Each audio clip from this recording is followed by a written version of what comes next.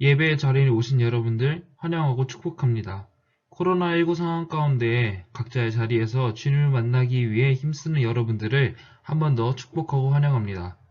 이 시간 가운데 우리의 죄를 고백하는 시간을 갖도록 하겠습니다. 함께 묵도하시겠습니다.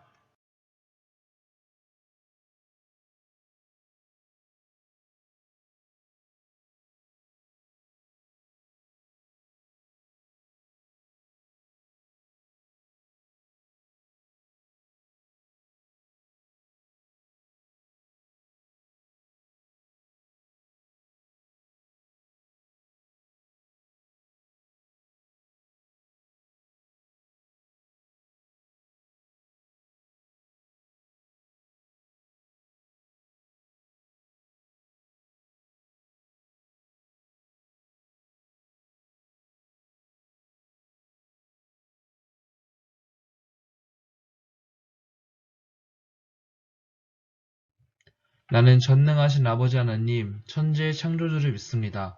나는 그의 유일하신 아들, 우리 주 예수 그리스도를 믿습니다.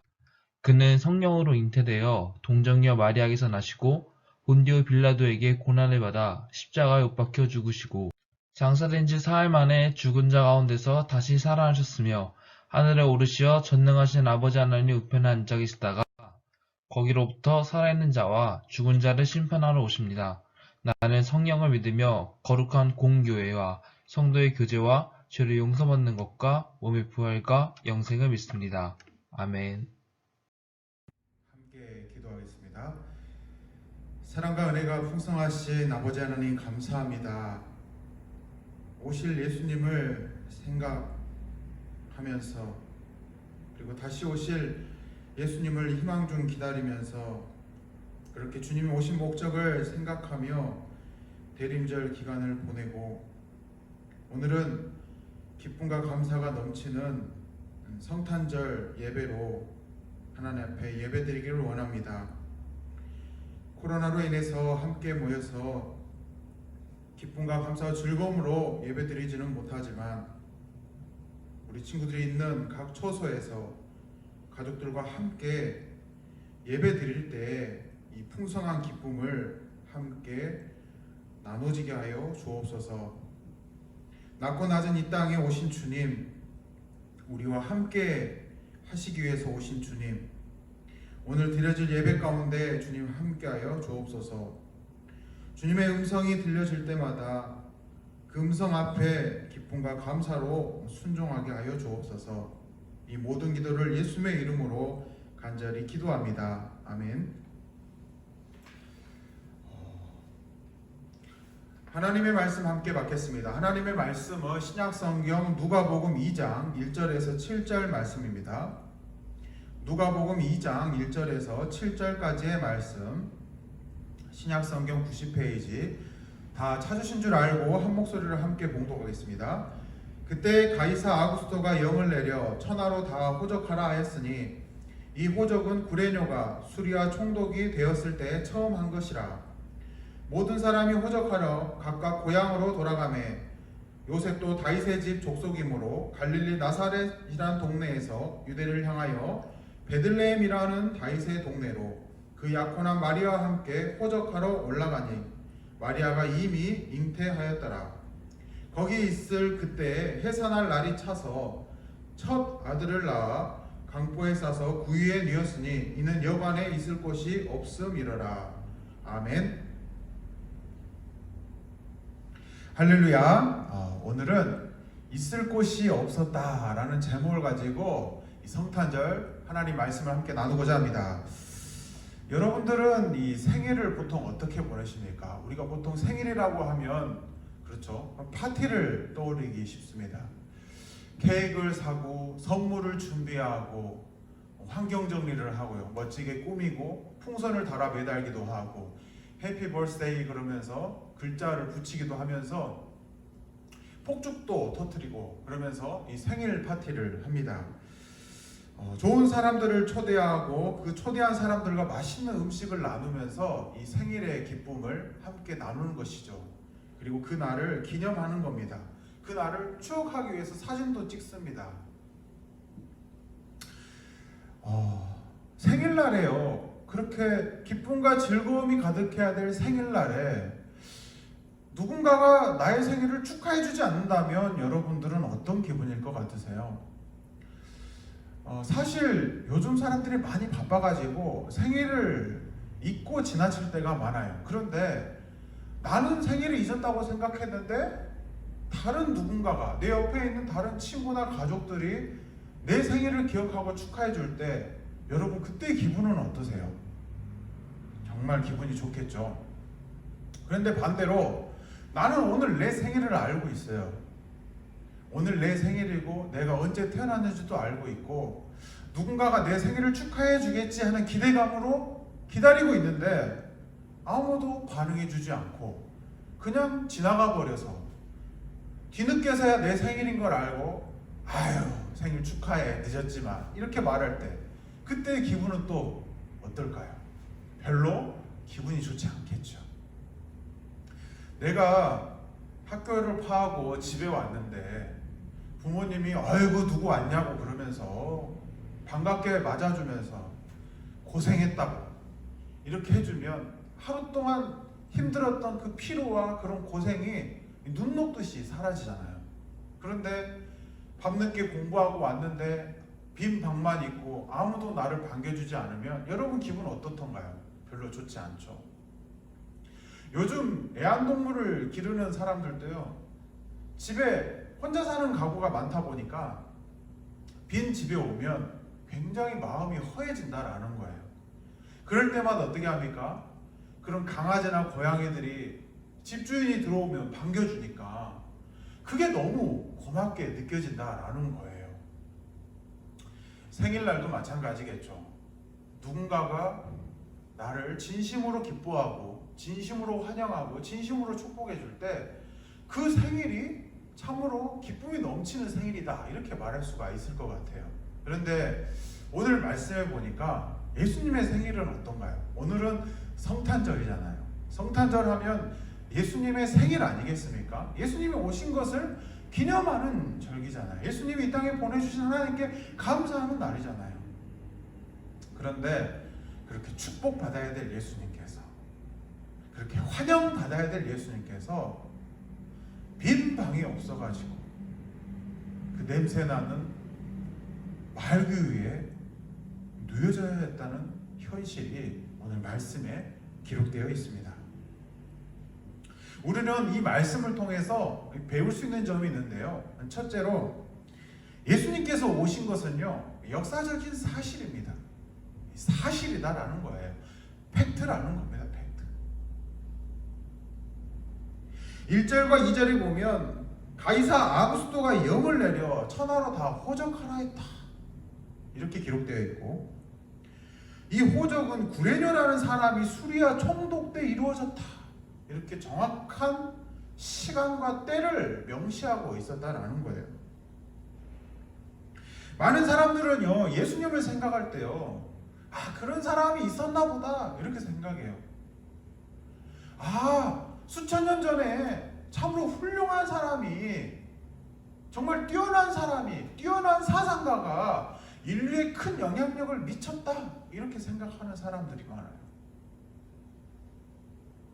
그리고 또 어떤 사람들은 그거 다 종교를 위해서 만들어낸 거야. 예수님이라는 사람은 사실 없었어 이렇게 말하는 사람들도 있습니다. 예수님께서 십자가에서 죽으시고 부활하셨다는 걸 믿지 않는 사람들도 많아요. 만들어진 이야기쯤으로 생각한다라는 거죠. 교회 밖의 사람들은 대체로 이런 생각들을 가지고 삽니다. 그렇다면 교회 안의 사람들은 어떨까요? 신앙생활을 하고 교회 예배에 참여하고 예배를 드리는 사람들 중에서도 사실은 예수님이 내 삶에 크게 와닿지 않는 사람들이 굉장히 많이 있습니다. 앵무새처럼 예수님이요, 우리를 위해서 십자가에서 죽으시고 부활하셨죠. 저는 그 예수님 믿어요. 그래가지고 막상 물어보면 대답을 못해요. 예수님 믿어요, 친구? 예, 믿어요. 그러면 오늘 당장 죽어도 당신은 구원 받을 수 있나요? 대답 못해요. 왜? 그 부분은 배우지 않았으니까. 그 부분은 예수님이 나하고 관계가 없다고 생각하니까 말할 수 없는 거예요. 나 예배는 드렸는데, 나 지금껏 신앙생활 열심히 했는데, 이런 것도 같고 저런 것도 같고. 사실상 인격적으로 예수님과의 만남이 없기 때문에 우리가 그 부분에 대해서 확실하게 대답하지 못하는 것이 현실입니다.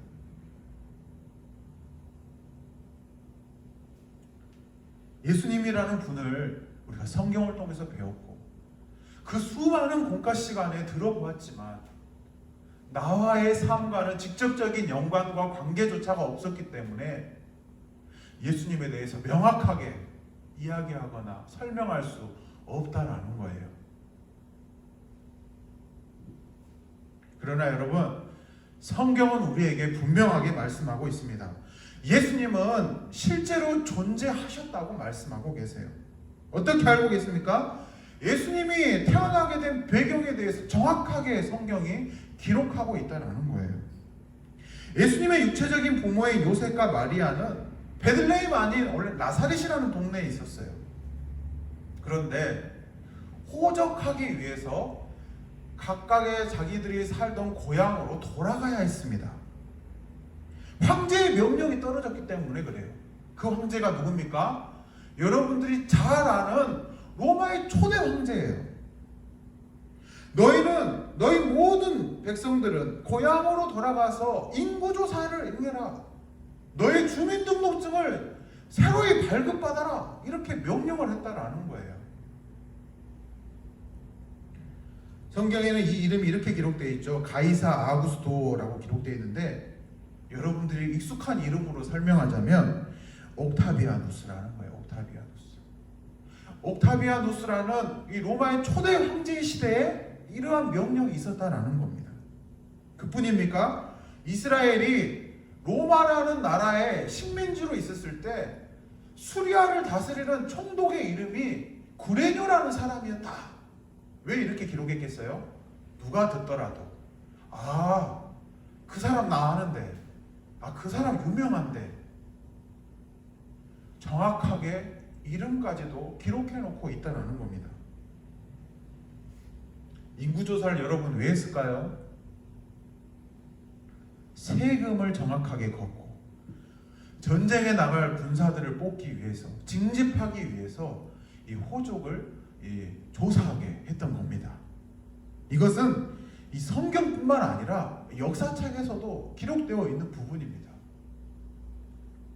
그때 요셉과 마리아는 이 나사렛이라는 동네에 살았는데 황제의 명령대로 만삭이었던 아내 마리아를 데리고 이 베들레헴으로 오게 되었다라는 거예요. 그리고 예수님은 이 베들레헴의 한 마구간에서 말 구유에서 태어나셨다. 이렇게 말씀하고 있어요. 사랑하는 여러분, 예수님은요 실제로 존재하신 분이세요. 예수님은요 만들어진 허상의 인물이 아닙니다. 하나님이 인간의 몸으로 이 땅 가운데 분명하게 오셨다라는 거예요. 하나님이 마리아를 통해 성령의 잉태하심으로 말미암아 단순히 신화나 만들어진 이야기가 아니라는 거예요. 실제로 이 땅 가운데서 우리와 함께 사셨다라는 거예요. 그래서 우리는 역사를 향해서 히스토리라고 이야기하잖아요. 히스토리를 중간에 딱 자르면 어떻게 돼요? 그의 이야기라는 거예요. 그의 이야기. 누구의 이야기겠어요? 예수님에 대한 이야기인 거예요. 예수님이 오시기 전과 오신 뒤의 이야기로 역사는 구분할 수 있다는 거예요. 그게 무슨 말이에요? 예수님께서 이 땅에 오시는 것이 얼마나 대단하고 얼마나 귀한 일이었으면 역사라는 단어를 설명할 때 예수님께서 오시기 전과 오신 뒤로 역사를 구분하겠어요.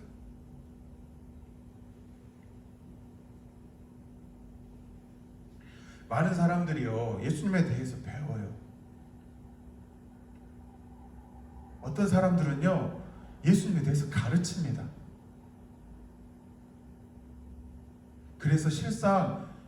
들어보면 예수님에 대해서 정말 잘 알고 예수님에 대해서 구주로 고백하는 그런 믿음이 가득한 사람일 거라고 생각하는데 설마요. 실제로는 그렇지 않은 사람이 너무나도 많아요. 대학가에 가보세요. 학교에서 신학을 가르치는 교수님이세요.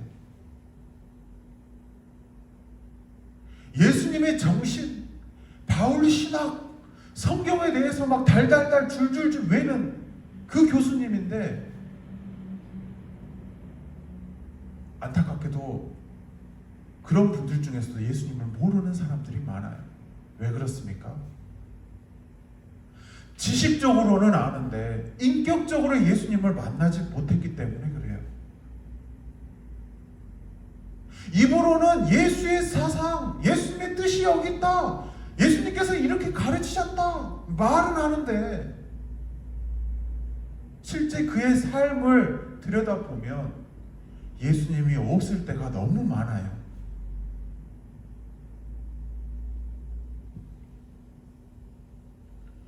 여러분들도 아는 사람 한 분 있을 거예요. 머리를 팍팍 미시고 목소리 쇳소리 나오는 한신대에 있는 교수님 한 분 계세요. 이름도요 불교식으로 무슨 호를 넣어가지고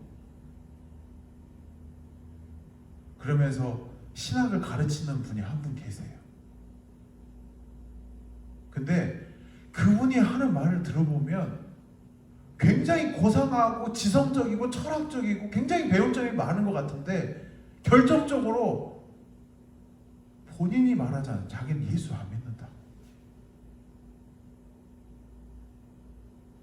그분의 가정사를 들어보면 부모님은 권사님이셨고 신앙의 가정이었어요. 그런데 왜 그런 일이 생깁니까? 머리로는 배웠어요. 머리로는 깨달았는데 마음으로는, 내적으로는, 인격적으로는 예수님을 만나지 못했기 때문에 그래요. 그래서 그분의 말을 들어보면요 뜬구름 잡는 소리만 하는 거예요.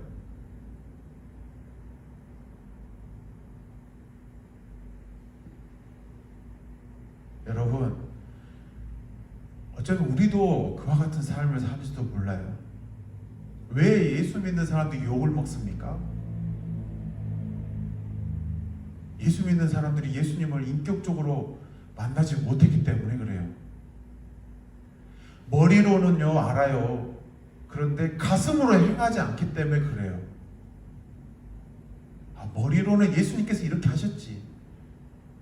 예수님의 가르침은 이거였지. 알아요. 근데 그 실존하셨던 예수님을 인격적으로 임재하신 하나님을 만나지 못하니까 우리가 욕을 먹는 거라는 거예요. 자꾸 뜬구름 잡는 소리만 하고 있고요. 그래서 사람들이 이야기하잖아요. 너희 예수님 그만 팔아먹어라. 언제까지 예수 팔 거냐? 언제까지 장사꾼 될 거냐? 이렇게 이야기하잖아요. 왜 그렇습니까? 우리가 예수님을 인격적으로 제대로 만나지 못하는 삶을 살기 때문에 그래요. 한때 여러분 얼마 전에 굉장히 이슈가 되신 분이 한 분 계세요.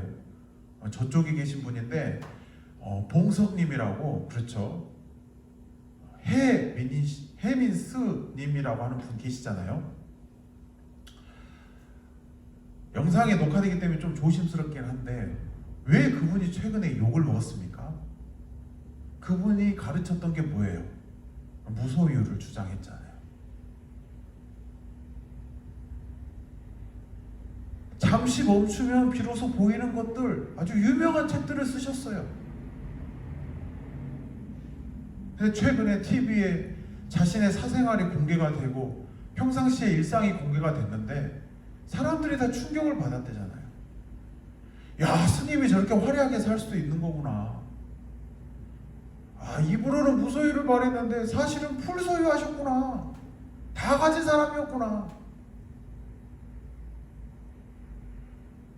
그래서 지금 모든 활동을 접고 집거에 들어가셨잖아요. 왜 욕을 먹습니까? 스님답지 않다 이거죠. 왜 그렇습니까? 우리가 허상을 쫓기 때문에 그래요. 진정 우리 생활의 삶 속에서 예수님을 만나고 실존하신 하나님과 동행하면 우리가 그렇게 욕 먹을 일이 없어요.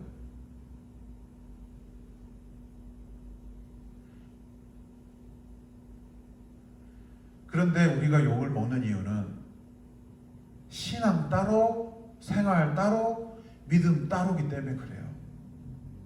살아계신 하나님을 믿는다고 입으로는 말하는데 정작 우리 마음은 어떻습니까? 예수님 믿지 않는 거예요. 여러분, 성경은 오늘 우리에게 분명하게 말씀하고 계세요. 예수님은 참 하나님이시다. 예수님은 참 인간이시다.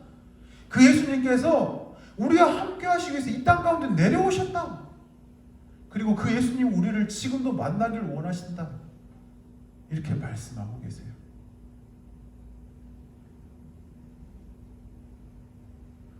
둘째로 예수님이 오실 때에는요, 빈방이 없었대요. 빈방이.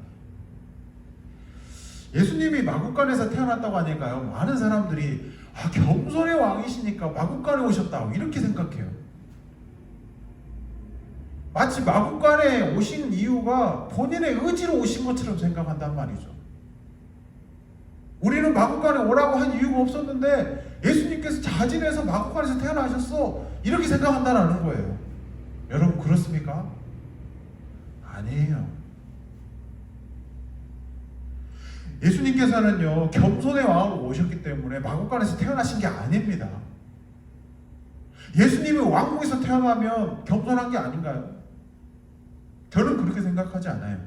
하늘 보자 그 부귀와 영화가 가득한 하나님이 계시던 곳에서 이 땅 가운데 오신 것 자체가 어떻게 보면 겸손이겠죠.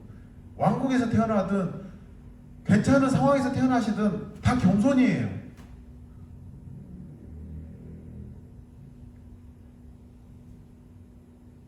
그런데 사람들은 자신들의 잘못을 감추고 마치 하나님이 원했던 것처럼 그렇게 생각하고 있는 사람 많아요. 예수님 겸손하세요. 하늘에 계신 그분께서 우리를 만나기 위해서 직접 오신 것 자체가 겸손입니다. 사실 저 높은 왕궁에서 태어나셨어도 우리가 뭐라 하실 수 없는 분이셨어요. 하지만 예수님께서 마구간에서 태어나신 것은 분명하게 인간의 이기심과 욕심 때문이었다라는 거예요. 마리아의 상황은 어땠습니까? 만삭이었어요. 배가 크게 불러가지고 움직이는 것이 쉽지 않았습니다. 요즘처럼 노약자, 임산부 이런 사람들은 자연히 보호의 대상자입니다. 배려의 대상자죠. 그렇게 돌보아줘야 됨에도 불구하고 여관에서 충분히 쉬어야 될 만큼 배려받지 못한 상황이었어요. 그러잖아요. 온 사람들이 모여들었을 거예요. 왜냐? 황제가 명령했잖아요. 너희 고향으로 다 돌아가. 가서 호적해. 우리 여름 성수기라는 게 있잖아요. 사람들이 모이는 때는 어때요? 가격도 비싸지죠. 물건도 비싸지고 펜션이나 이런 이용할 거리도 비싸져요. 웃돈을 줘도 들어가기 쉽지 않아요. 그렇게 이 마리아는 충분히 쉴 만한 빈방이 없는 상황에서 마구간에서 그렇게 몸을 뉘어야 했어요. 여러분 혹시 버스를 타면요, 지하철을 타면 여러분 어떻게 보내시나요? 혹 몸이 불편하신 분이 내 주위에 계시면 혹시 자리나 이런 것들을 양보하시나요?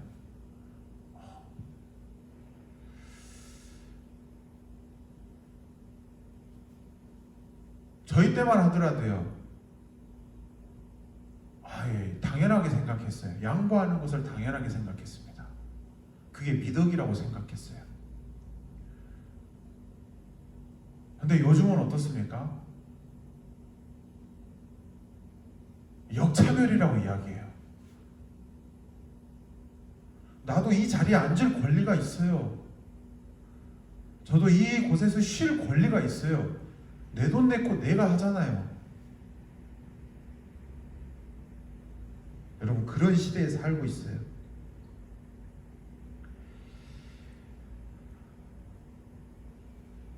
귀에 이어폰을 꽂고 마치 피곤해서 잠든 척을 하고 그렇게 몸이 불편한 사람들, 돌봄이 필요한 사람들을 외면했던 적이 있어요.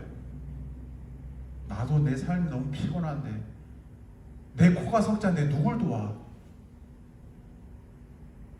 나도 몸이 불편한데.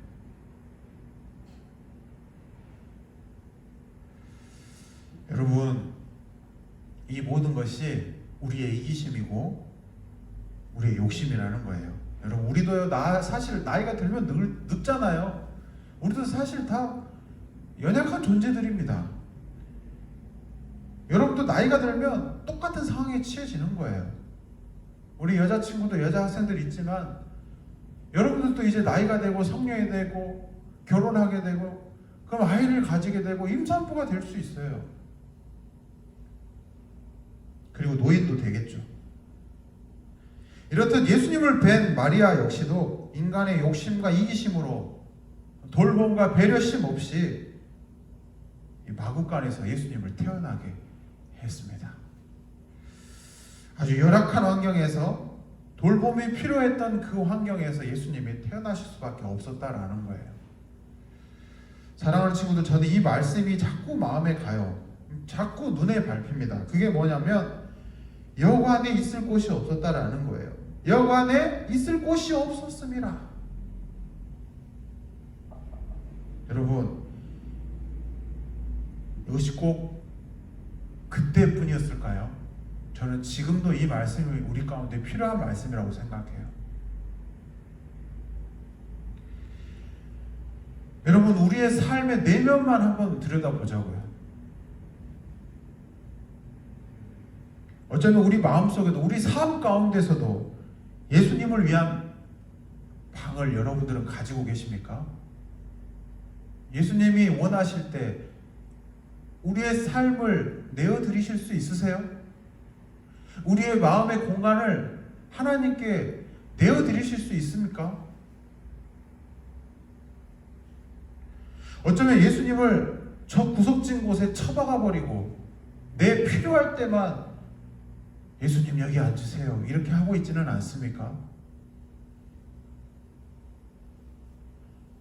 마국간처럼 볼품없는 곳에 예수님을 처박아 버리고 살고 있지는 않습니까? 저는 오늘 이 말씀을 자꾸 생각해 보게 됩니다. 빈 방이 없었다. 사랑하는 여러분, 예수님을 우리 마음에 온전하게 모시기를 원합니다. 나의 삶 속에서 예수님을 위한, 예수님만을 위한 방이 있었으면 좋겠어요. 예수님을 진심으로 원하고 진심으로 환영하고 그 오신 예수님을 진심으로 품을 수 있는 그 마음이 우리 가운데 있기를 원합니다. 말로만 내 삶의 주인이십니다. 말로만 예수님을 따르겠습니다. 말하지 마시고 진정으로 예수님을 우리의 삶 가운데 온전하게 품을 수 있는 저와 여러분들이 되었으면 좋겠어요. 그래서 성경은 이렇게 말씀하고 있어요.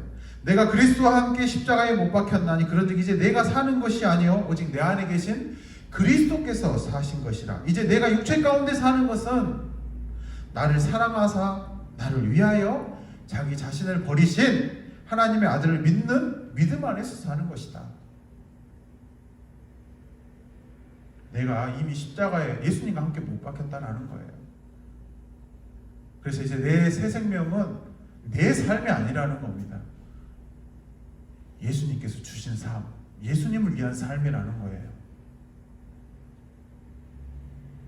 다른 어떤 것으로도 바꿀 수 없는 그 예수님이 나와 여러분의 삶 가운데 함께 하시기를 바랍니다. 마지막으로 예수님께서 오신 이유가 중요해요. 예수님께서 왜 오셨을까? 예수님은 하나밖에 없는 하나님의 아들이세요. 그런 아들이 이 땅 가운데 오셨어요. 이유가 뭘까요? 부귀영화를 누리기 위해서요? 아니겠죠. 성경은 말해요. 지극히 높은 곳에서는 하나님의 영광이요, 땅에서는 하나님이 기뻐하는 사람들 중에 평화로다, 이렇게 말씀하고 있어요. 하나님께는 영광, 사람들 가운데는 평화다. 예수님께서 이 땅에 오신 목적 중에 하나가 하나님께 영광을 돌리기 위해서였고, 두 번째로는 사람들 가운데 평화를 주기 위해서 오셨다는 거예요. 성경에 보면요, 이런 구절이 있어요. 이사야서의 내용인데요. 그때의 이리가 어린아이가 함께 살며 표범이 어린 염소와 함께 눕고 송아지와 어린 사자와 살찐 짐승이 함께 어린아이에게 끌리며, 그리고 이사야 65장 25절에 이렇게 되어 있습니다. 이리와 어린 양이 함께 먹을 것이며 사자가 소처럼 지푸라기를 먹을 것이고 뱀은 흙을 양식으로 삼을 것이니 나의 성산에서는 해함도 없겠고 상함도 없으리라, 여호와의 말이니라, 이렇게 말씀하고 있어요. 평화가 온 거죠. 평화가 누구로 인해서? 예수님으로 인해서. 그때가 되면 그 모든 것이 함께 공존하는 세상에서 살게 될 거다라는 거예요. 결국 요약하면 예수님께서 오시는 날에는 평화가 임한다는 거예요. 평화. 누구로 인한 평화입니까? 예수님으로 인한 평화예요. 복음 안에서 평화가 이루어진다는 거예요. 여러분 한번 생각해 보세요. 이리와 어린 양이 함께 살 수 있습니까? 어린 양은 이리의 먹이에요. 그렇죠? 함께 살 수 없어요. 한 울타리에서 지낼 수 없어요. 표범과 어린아이가 함께 놀 수 있어요? 없어요. 송아지하고 어린 소의 새끼하고 사자하고 함께 거할 수 있습니까? 없어요.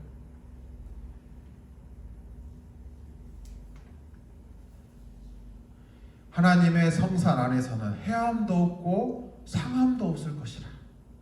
세상에 이런 날이 올까 싶어요. 도무지 이루어지지 않을 것 같은 상황입니다. 불가능에 가까운 상황이죠. 여러분, 세상은 우리에게 어떻게 가르치죠? 사자나 이리가 되라고 가르쳐요. 너는 사자처럼 행동해. 너는 이리처럼 살아. 강해져야 돼. 너가 살려면 다른 사람을 뜯어야 돼. 그래야지 험한 세상에서 살아남지.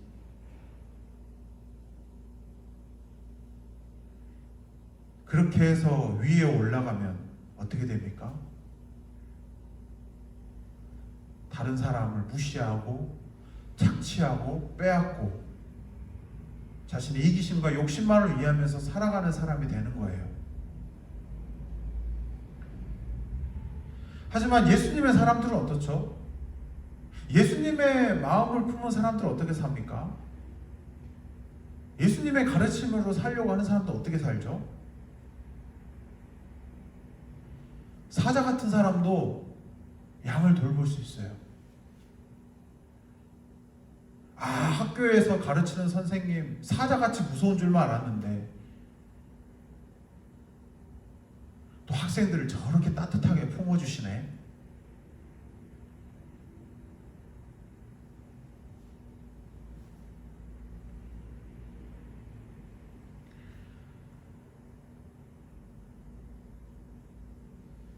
사자 같은 사람도요, 예수님을 믿으면 그렇게 할 수 있는 거예요. 세상의 상식으로는 힘들지만 복음 안에서 하는 거예요. 복음 안에서. 비록 제가 나의 원수지만 사랑할 수 있는 거예요. 우리는 그런 경우를 많이 봤잖아요. 많이 들었어요. 그래요. 복음이니까 가능한 겁니다. 예수님이니까 가능한 거예요. 예수님의 마음이니까 그게 가능한 거예요. 예수님의 삶을 한번 보세요. 남들이 다 무시하는 세리, 남들이 저주하고 조롱하는 세리의 친구가 되셨고 창녀들과 친구가 되셨어요. 당시 사람들의 상식으로는 이해할 수 없었어요. 부정한 사람들과 친구가 되다니 어찌 이럴 수 있는가?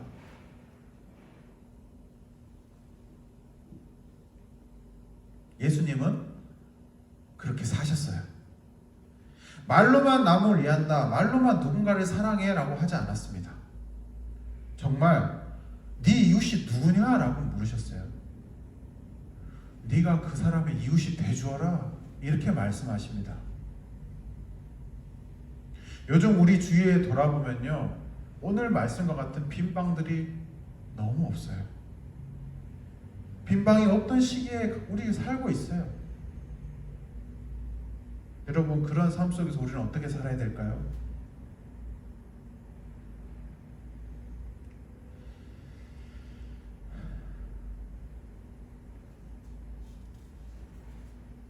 여러분, 성경은 우리에게 분명하게 말씀하고 있습니다. 너희 안에 이 마음을 품으라. 곧 그리스도 예수의 마음이다. 우리의 마음 안에 예수님의 마음을 품어야 된대요. 추운 겨울 이 차가운 칼바람 속에서 예수님께서 이 땅 가운데 오신 목적은 우리로 하여금 예수님의 마음을 품게 하시기 위해서 그랬어요. 이 땅 가운데 이 빈방이 없는 시대 가운데 평화의 사절단으로 예수님과 같은 삶을 몸소 보여주시기 위해서 우리 가운데 오신 것은 아니셨을까요? 나와 오늘 예배에 참여하는 모든 사람들은 그런 예수님을 진정으로 기뻐하고 감사하며 그런 예수님을 인격적으로 맞이하는 그런 저희들이 되기를 바랍니다. 그냥 형식적으로 지나가는 성탄절, 가족끼리 케이크 불고 즐거운 시간 보내고 치킨 먹으면서 시간 보내는 그런 지나가버리는 성탄절로만 보내는 것이 아니라 예수님이 어떤 이유로 오셨는지, 이 빈방이 없는 시대 가운데 예수님께서 어떻게 행동하셨는지 그것을 생각하면서 그 오신 하나님께 감사하며 기쁨과 즐거움이 넘치는 이 성탄절을 함께 보냈으면 좋겠습니다. 기도하겠습니다. 사랑과 은혜가 풍성하신 하나님, 감사합니다. 오늘은 귀한 성탄절입니다. 오늘의 말씀을 함께 나누게 하시니 감사합니다. 주님이 오신 그날, 온 인류가 축복하고 기뻐해야 될 그날에 예수님은 차가운 방에 빈 방이 없어서 말먹이통에 눕혀져야 했습니다. 주님, 오늘날도 같은 상황입니다. 주님이 오셨지만 실제로 세상이 크게 바뀐 것은 없습니다. 우리는 여전히 이기적이고 여전히 우리 안에 예수님을 모실 만한 빈방이 없습니다. 주님, 오늘 우리에게 주신 말씀처럼 살아계신 예수님을 우리 마음 가운데 품게 하여 주옵소서. 허상 헛된 뜬구름을 잡는 신앙이 아니라 말로만 입으로만 믿는 신앙이 아니라 진정으로 우리의 삶의 주인 되신 예수님으로 받아들이게 하여 주옵소서. 예수님이 오셔서 우리에게 보여주신 그 모습처럼 우리가 삶 속에서 주님의 손과 발이 되게 하여 주시고 주님이 원하는 일을 감당해 나가는 주님의 귀한 자녀들이 되게 하여 주시옵소서. 추운 날입니다. 우리 모두가 힘들지만 이 어려움을 함께 지고 나아가게 하여 주옵소서. 세례 교육을 받고 하나님의 자녀로 살기로 결단하는 주님의 귀한 자녀들이 있습니다. 주님의 귀한 자녀로 주님 인쳐주시고 그들의 신앙과 삶과 진로 위에 영원토록 함께하여 주옵소서. 이 시간 빈손으로 나오지 아니하고 마음과 정성을 모아 드린 예물 위에 하나님 축복하여 주시고 이 예물이 사용되어지는 곳마다 어려운 이웃의 즐거움과 기쁨과 감사가 되게 하여 주옵소서. 힘들고 지친 이에게 큰 위로가 되게 하여 주옵소서. 이 모든 기도를 예수님의 이름으로 간절히 기도하오며 지금은 우리 구주 예수 그리스도의 은혜와 하나님 아버지의 무한하신 사랑하심과 성령님의 동행하심이 빈 방에 주님을 모시기를 원하는 주님의 귀한 자녀들 위해 영원토록 함께 하시기를 간절히 축원하옵나이다. 아멘.